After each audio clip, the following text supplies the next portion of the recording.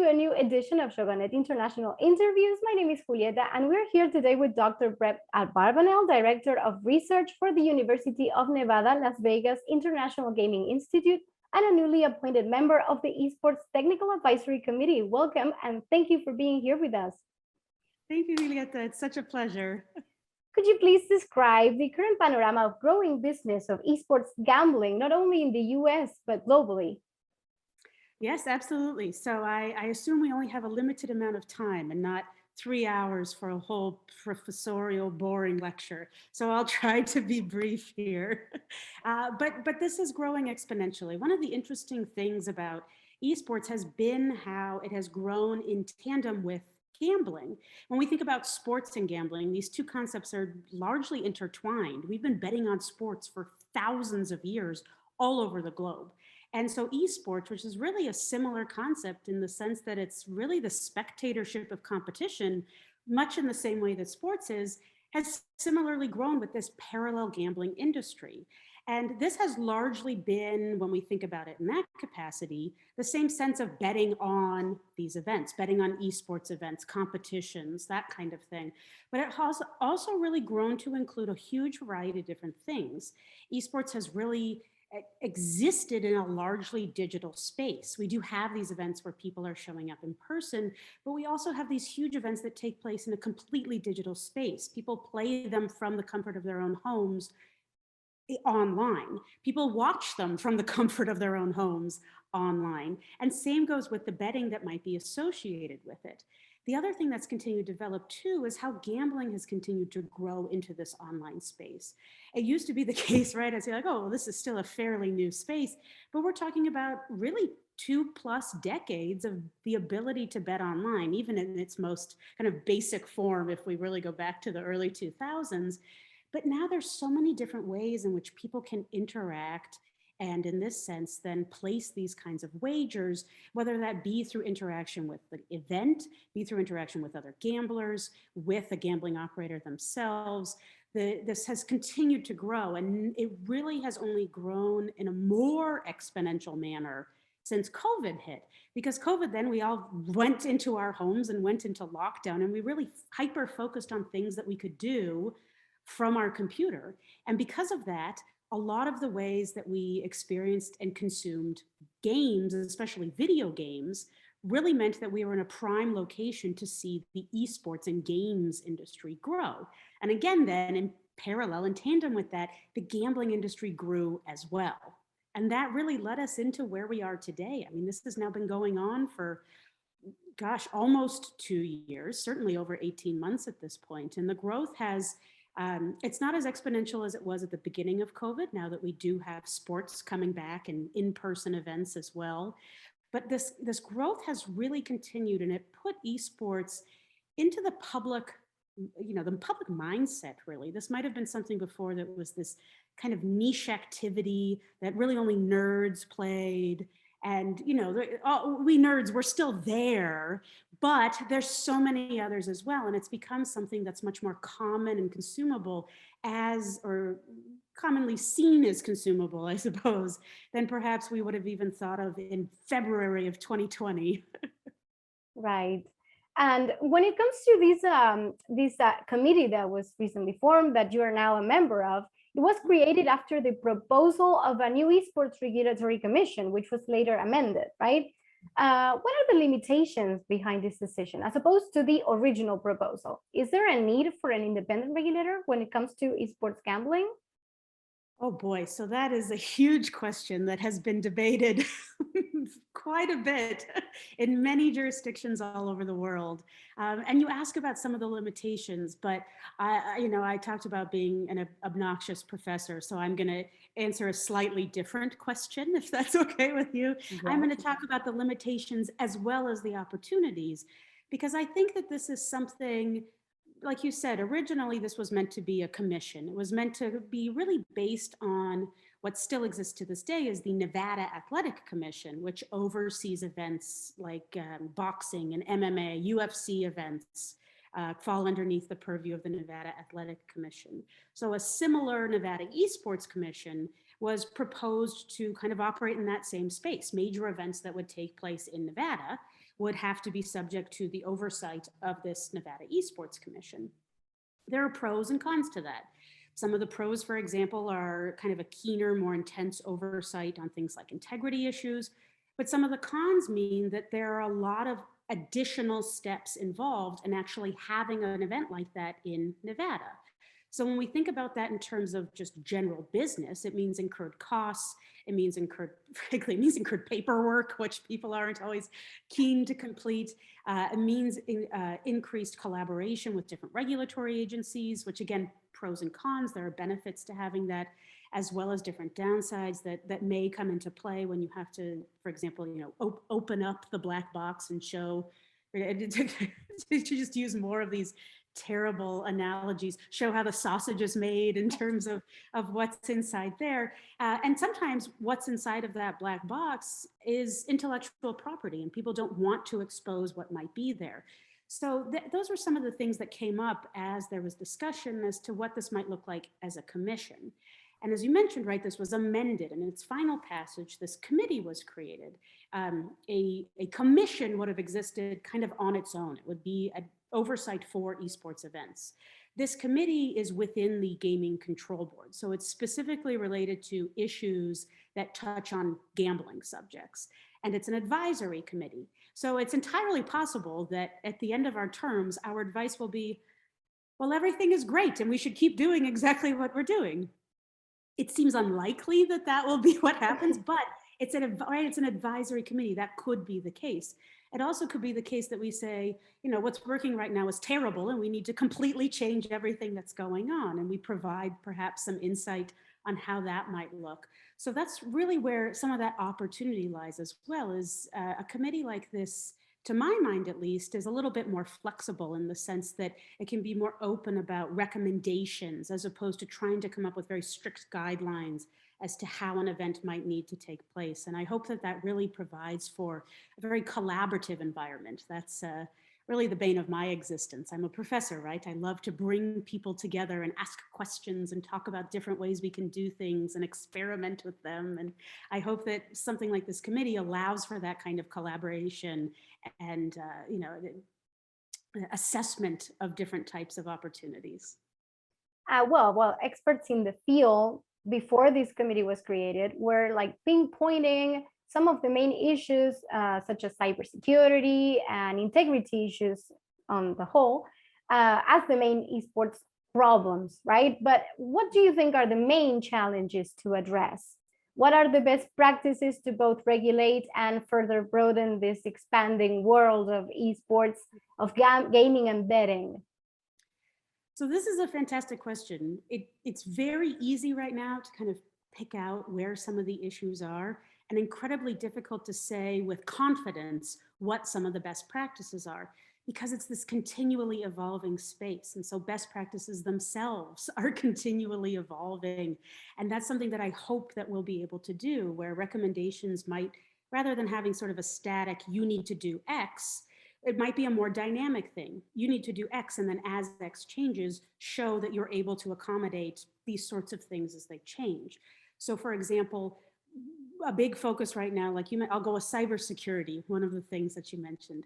I think this is a fascinating space. And one of the most interesting elements of cybersecurity is also the human element of this, right? One of the biggest weak points in cybersecurity is not necessarily, do you have something encrypted to a point where it's unbreakable, which, as we know, I think is a little bit pie in the sky, but certainly a potential.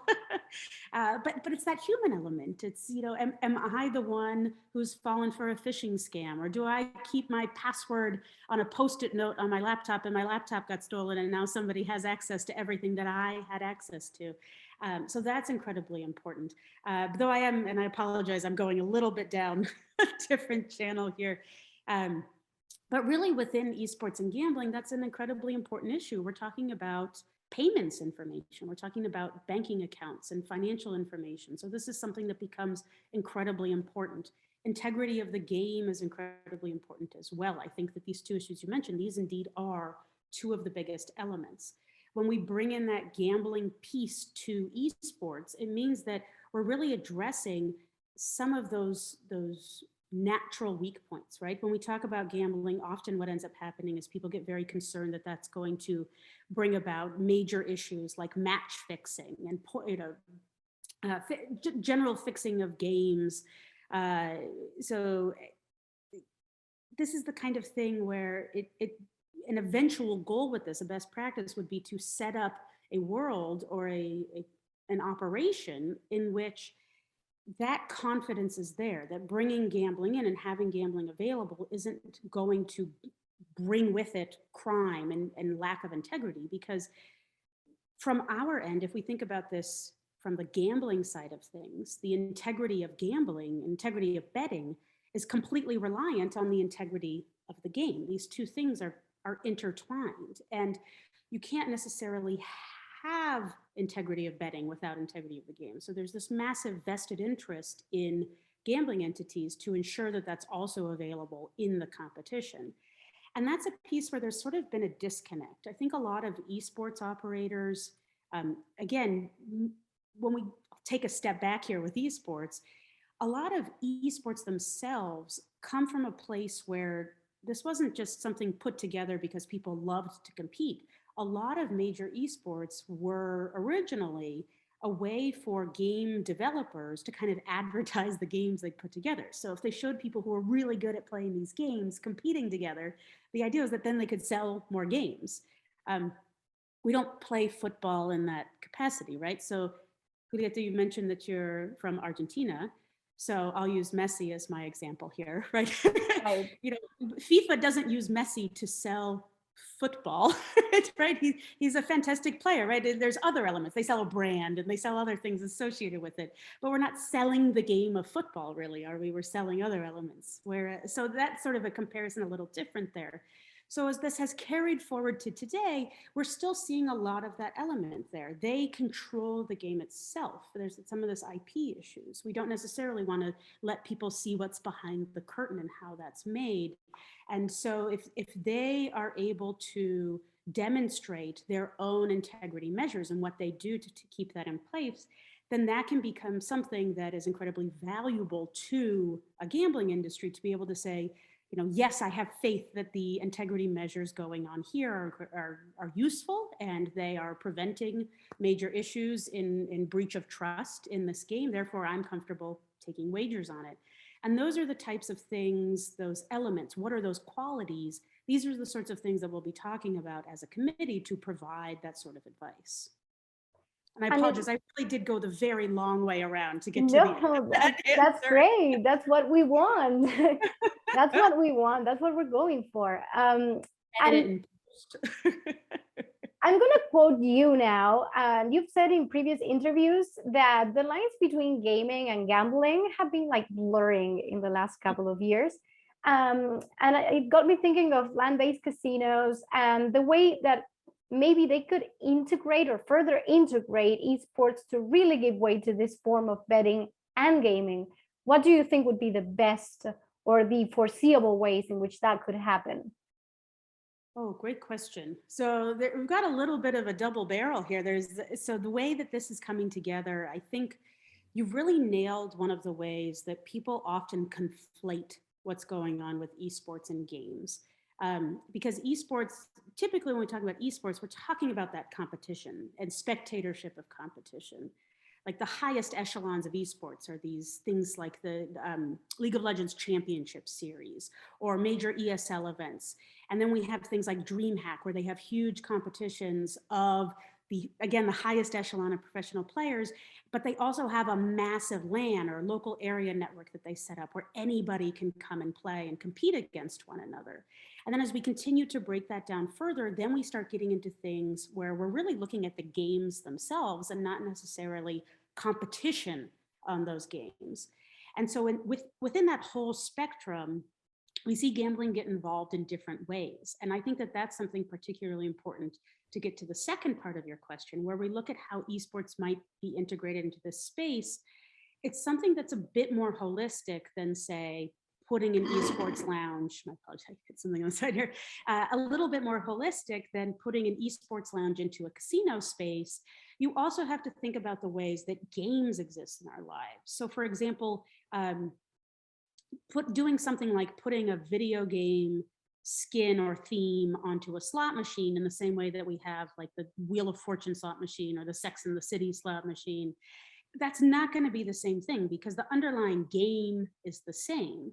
Whereas if something like, I think the skill-based games are a really interesting way that's familiar for the gambling industry to see how games might be integrated and how the line blurs there, because those bring in elements of video games to a chance-based machine. So something like, I try to be good and not, name names and accidentally advertise, right? I'm a university professor.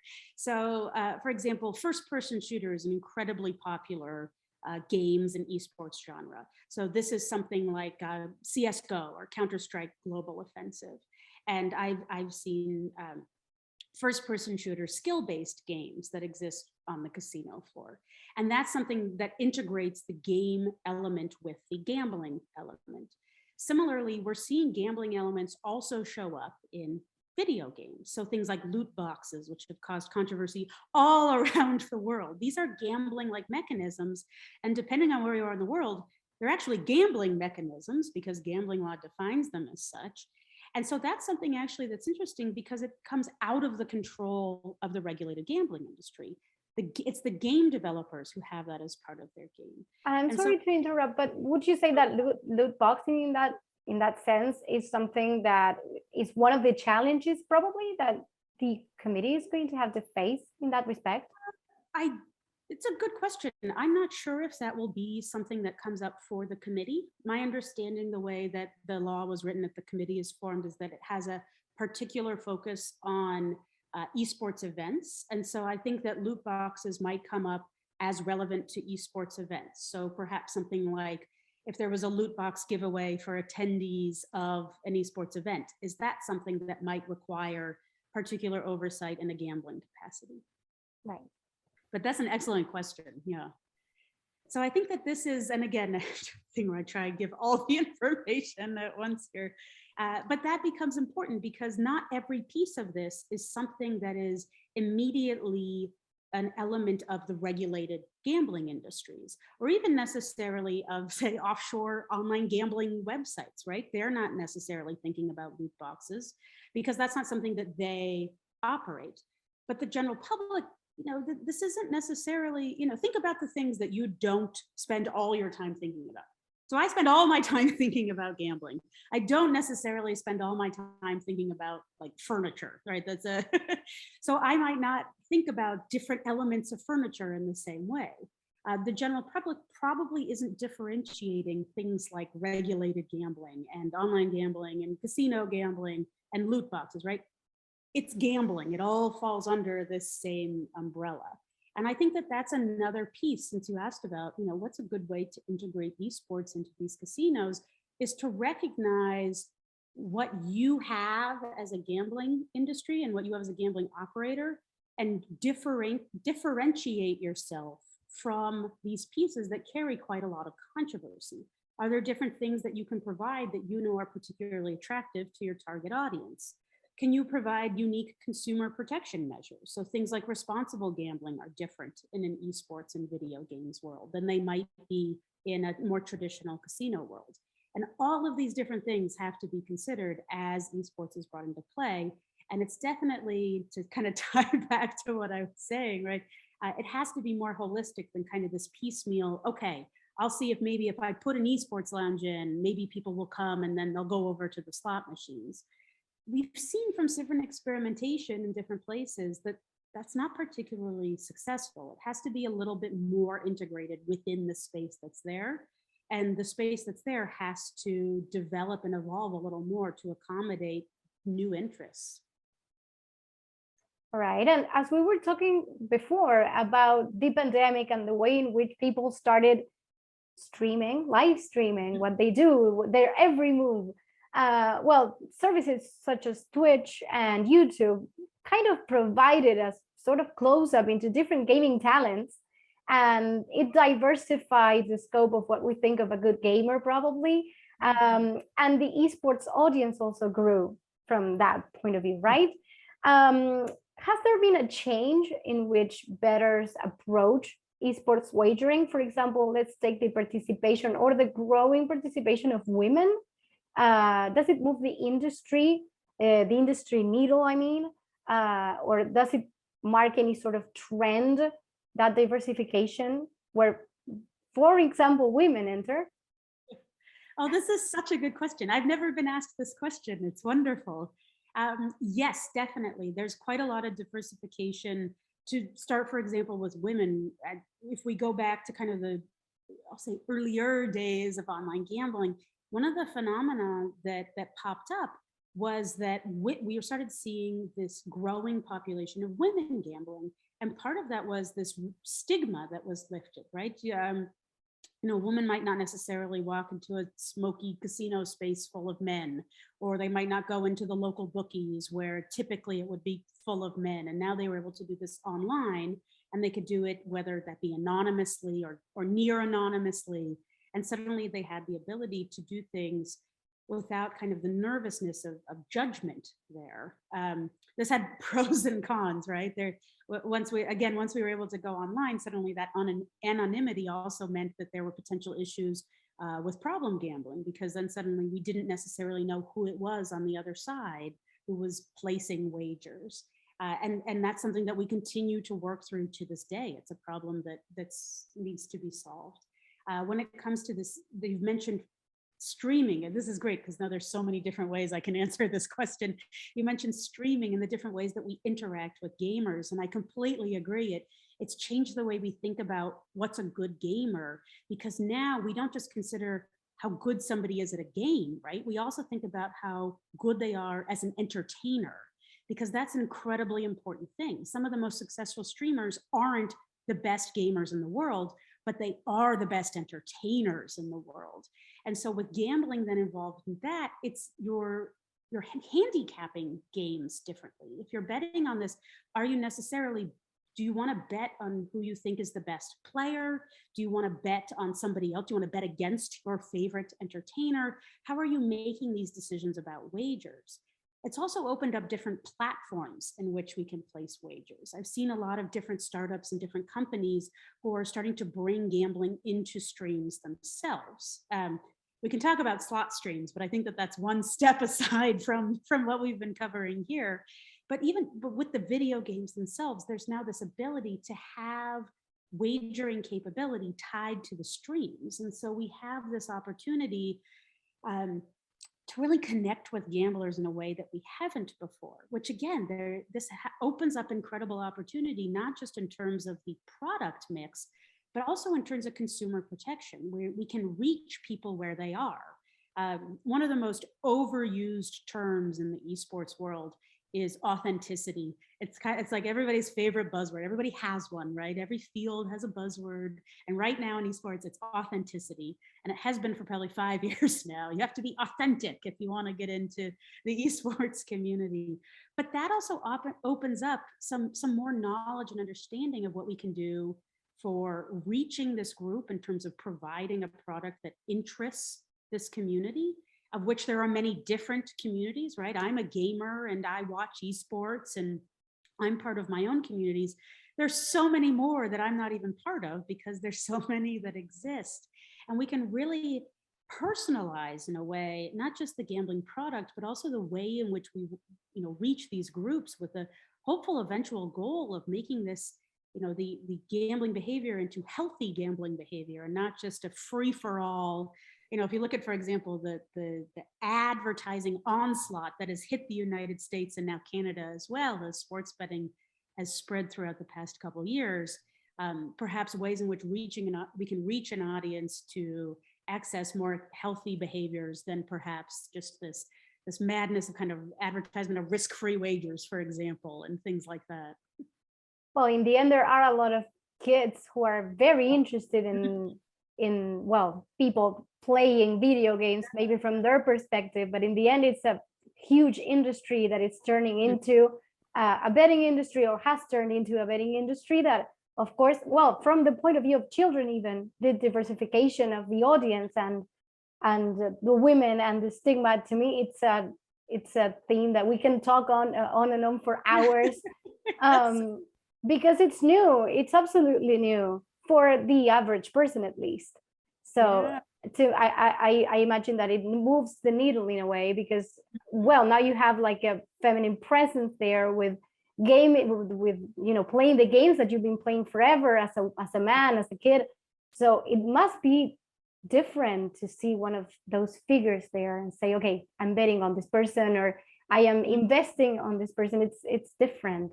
So Yeah, I think so too. And you bring up a really good point with youth, because one of the major kind of developments and innovation with esports has been how we can do things like in-play betting.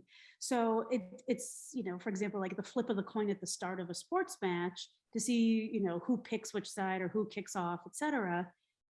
With esports, there's this constant barrage of events that's going on. There's tons of in-game events on which bets can be placed. And we're starting to see this also exist in what might not be defined as legally gambling spaces, but for example, some of these add-ons and third-party interactive chat bots, for example, in Twitch, where some of the commands are gambling-like commands. So bet, where you bet these whatever points you've acquired from that stream, or like the Twitch points predictions, which in the end are their predictions, right? Much like you would predict the outcome of a sports match, and your wagering points that you have in Twitch. And you're right, a lot of the viewers, we have this wide range of viewers from very, very young. I mean, we've got young kids here. And I don't mean like teenagers, right? I mean like 5-year-olds watching some of these matches, all the way up, of course, to 36-year-old university professors in Las Vegas who are watching this kind of thing going on. And there's not a lot of controls put into place, whether it be by Twitch or by the streamer, though they do have terms and conditions that are fairly strictly enforced. But for example, these different types of non-gambling, if you will, wagers do exist, and it is an element that does exist for kids. And so I think that that's something that will also come into play as we talk about the different components of consumer protection too. all right, so I'm gonna leave you with one last question. Has the committee scheduled its first meeting yet? Not yet. I expect it will be early next year. Okay, and is there any topic that you know or think that you're going to address?